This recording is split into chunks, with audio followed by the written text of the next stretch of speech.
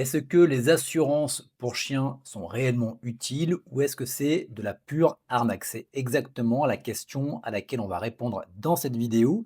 Vidéo dans laquelle on va aborder plusieurs sujets comme à quoi faire impérativement attention si tu souhaites souscrire à une assurance. On verra également les risques à ne pas en prendre une avec un exemple concret. On verra également les 4 points de vigilance avant de souscrire également ce que couvre une assurance. Bref, à la fin de cette vidéo, tu auras toutes les clés pour faire un choix éclairé. Et on va commencer en mettant les deux pieds dans le plat. Est-ce que les assurances sont des arnaques? Et pourquoi est-ce que certaines ont cette étiquette? Eh bien, dans la majorité des cas, il y a deux facteurs. La première, ce sont ce qu'on appelle les exclusions cachées, les exclusions de garantie. Et ça, c'est quelque chose auquel vous devez faire impérativement attention avant de souscrire pour ne pas avoir de mauvaises surprises. Et généralement, les exclusions de garantie, c'est exactement comme pour une mutuelle, comme pour une assurance voiture ou une assurance voyage. Eh bien là, il faut bien faire attention que, notamment, les maladies héréditaires, si vous êtes sur un chien de race, sont inclus, telles que la dysplasie, avec les problématiques de hanche qu'on peut avoir sur des border collies ou encore des labradors, les problèmes respiratoires qu'on va retrouver notamment chez les bulldogs français, etc. Et dans certains types de contrats d'assurance, surtout les entrées de gamme, ils sont exclus. Donc bien vérifier avant de souscrire. Ensuite, on va également avoir ce qu'on appelle le délai de carence. Je vous donne un exemple. Imaginez que vous preniez votre assurance en janvier, mais que vous avez un délai de carence de 6 mois, ce qui va nous amener à juin. Si jamais votre chien tombe malade entre janvier et juin, par exemple en mars, eh bien, vous n'êtes pas couvert. Donc, il est important également de se renseigner sur les délais de carence. À partir du moment où vous êtes bien renseigné, et c'est la raison pour laquelle on a créé un simulateur que vous pouvez retrouver dans la description de la vidéo YouTube, eh bien, ça vous permet de souscrire une assurance en toute connaissance de cause. Ensuite, on va également voir quel est le réel risque à ne pas prendre une assurance. Je pars du principe que une assurance, on n'en a jamais besoin, sauf le jour où on en a réellement besoin. Et je vais vous donner un exemple concret juste après. Une assurance, en moyenne, ça va coûter 25 euros par mois. On le verra après également. En moyenne, jusqu'à la fin de la vie de votre chien, vous allez dépenser 3600 euros en moyenne. À savoir qu'une chirurgie imprévue, c'est 2500 euros à payer de votre poche net si vous n'avez pas d'assurance. Et généralement, un accident, c'est un imprévu. Vous vous promenez avec votre chien, il traverse la rue, il se fait renverser, pas de cassé, vous devez raquer chez le vétérinaire le jour même. Également, un autre exemple, on va prendre donc le cas de Bella, notre boule terrier, qui a ingéré un jouet. Et ça peut être notamment une balle. Moi, je me souviens que mon labrador, il avait ingéré une chaussette d'hiver complète. On a dû l'amener aux urgences vétérinaires pour qu'il lui retire la chaussette de l'estomac et on en a eu pour un petit billet. Si en plus ça passe l'estomac, que ça fait une occlusion intestinale, que derrière vous devez faire une chirurgie, eh bien on peut très vite monter à une facture, comme je vous l'ai marqué ici, de 1850 euros. On est bien évidemment sur un exemple. Si votre assurance vous rembourse à 80%, eh bien vous n'avez besoin de sortir de votre poche que 370 euros. On est d'accord, c'est un coût, mais entre 1850 et 370 euros, je préfère sortir les 370 euros. Et généralement, un accident, ça arrive toujours au mauvais moment. Donc il serait dommage d'aller faire un crédit à la consommation ou de devoir taper sur vos économies si vous en avez pour pouvoir eh bien, rembourser les frais vétérinaires. Donc on va maintenant voir les 4 points de vigilance sur lesquels vous devez vous attarder avant de souscrire à une assurance pour n'avoir jamais de mauvaises surprises. La première, ce sont les plafonds annuels. Jusqu'à combien l'assurance va vous rembourser au maximum. C'est exactement comme si vous avez une mutuelle et que vous avez par exemple des séances d'ostéopathie qui vous sont prises en charge. C'est jusqu'à un certain montant. Au-delà, vous allez devoir les payer de votre poche. Donc là, allez vérifier quel est le plafond maximal de votre assurance. À savoir que une seule hospitalisation peut coûter beaucoup plus cher, notamment si vous êtes sur des chiens de race. Donc, vérifiez le plafond annuel maximum. Ensuite, vous avez l'âge limite. Il faut savoir que certains contrats ne prennent pas en considération votre chien à partir du moment où il atteint un certain âge. Et exactement comme pour une assurance ou pour une mutuelle, plus le chien va être âgé et plus vous allez devoir payer cher. Et généralement, ça se situe aux alentours des 8 ans du chien. Ensuite, vous allez avoir la génétique. Là, c'est de vérifier les tares, les maladies héréditaires spécifiques à votre race et de bien vérifier qu'elles sont prises en charge par l'assurance. C'est exactement ce que je vous disais dans les slides précédentes. C'est que parfois, on peut avoir des mauvaises surprises parce que la maladie pour laquelle notre chien va consulter n'est pas prise en charge. Donc, vérifiez-le bien avec votre assurance avant de souscrire. Ensuite, vous avez également les franchises. Donc, certaines assurances, eh bien, vous êtes exonéré de franchise ou vous pouvez avoir un fixe ou un pourcentage. C'est exactement comme les voitures.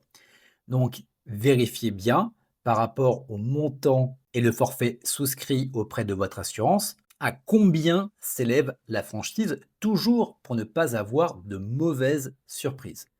À partir du moment où vous avez vérifié ces 4 points de vigilance, vous pouvez déjà vous dire que vous êtes tranquille et que quand vous allez signer, vous savez pourquoi est-ce que vous signez. Ensuite, ce que je vous invite à faire, c'est d'analyser les contrats d'assurance.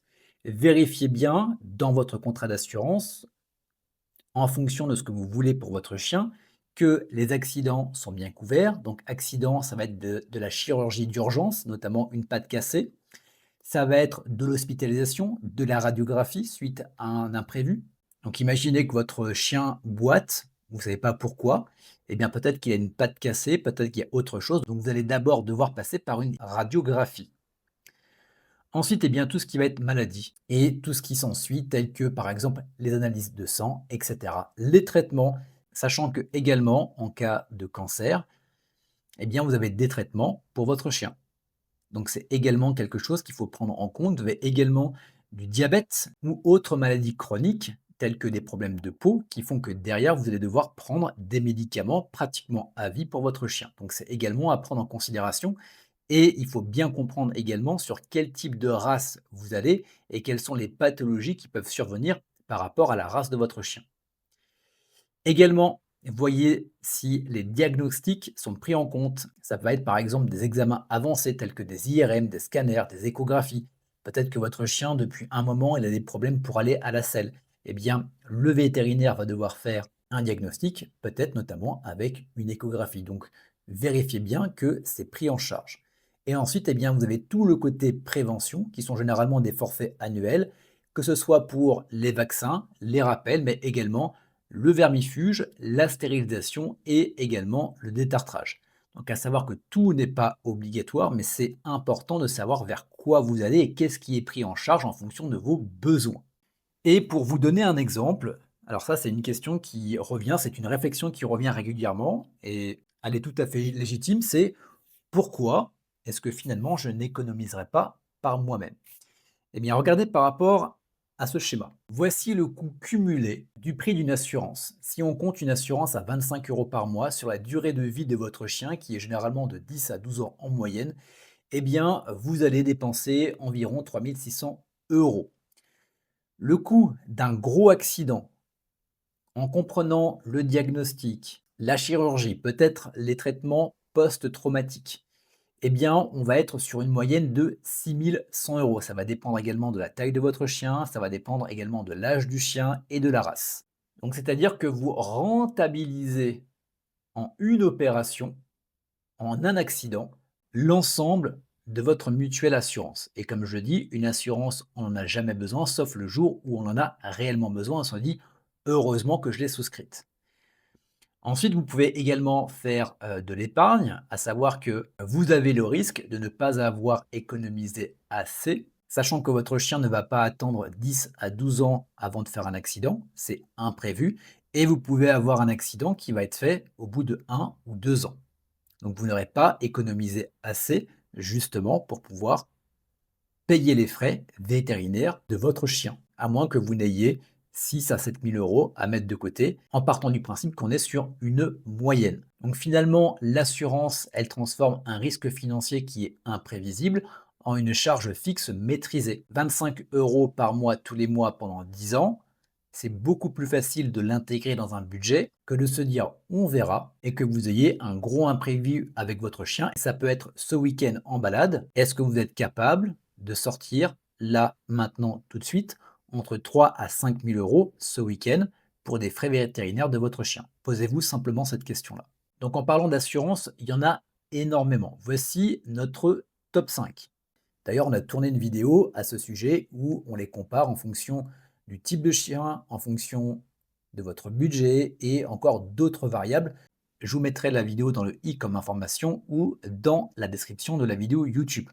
Le plus simple, c'est d'utiliser notre simulateur que vous avez également en description pour savoir quelle est l'assurance qui est la plus appropriée à vos besoins. Par exemple, si vous êtes sur des chiens de race, eh bien, on vous orientera beaucoup plus facilement vers une assurance comme Figo qui va avoir des plafonds beaucoup plus élevés. Bien évidemment, on n'est pas sur le même budget, mais il faut le prendre en considération, bien évidemment, avant d'acheter votre chien. D'avoir finalement une vue à 360 de combien va vous coûter votre chien. On a d'ailleurs tourné une vidéo avec les 7 pôles de dépenses par lesquels vous allez devoir passer si vous achetez un chien. Voilà pour ça, je vous invite à tester le simulateur, c'est gratuit, vous l'avez en description de votre vidéo YouTube. Et pour répondre à la question, est-ce que les assurances sont utiles ou est-ce que c'est de la pure arnaque? Eh bien, au vu de ce qu'on a vu, à partir du moment où vous savez exactement ce que vous signez, pourquoi est-ce que vous le signez, et que vous avez bien vérifié tous les points de vigilance, eh bien, il n'y a pas de raison que vous soyez arnaqué par une assurance et même, ça peut vous être utile. Comme je le répète, encore une fois, une assurance, on n'en a jamais besoin à partir du moment où on en a réellement besoin. Voilà pour cette vidéo. Si vous avez des questions, vous pouvez nous les poser en commentaire. Et quant à nous, on se retrouve très bientôt pour une nouvelle vidéo.